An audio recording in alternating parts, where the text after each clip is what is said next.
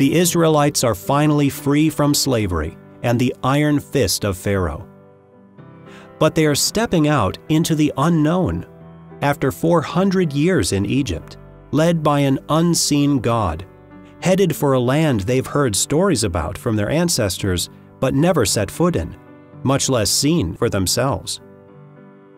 2 months into the journey, they hear the voice of God for the very first time, as it thunders from a mountain in the desert.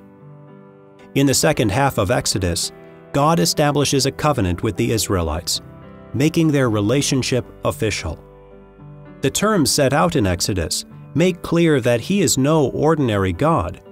This is no ordinary journey, and they are going to be no ordinary nation.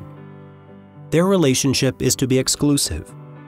Unlike almost every other nation, Israel is to have only one God. They are to be God's special treasure. But this relationship is not for Israel's benefit only.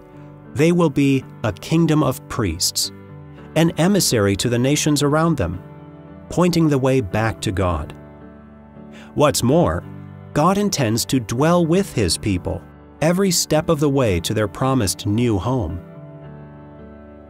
The laws governing the relationship between God and the Israelites begin with the 10 Commandments.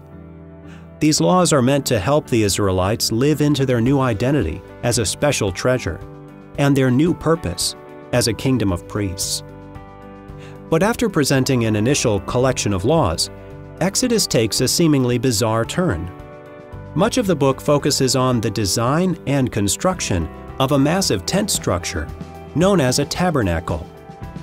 The significance of this structure is underlined by the fact that its description is repeated twice in full and 3 more times in summary. God is making His home with His people.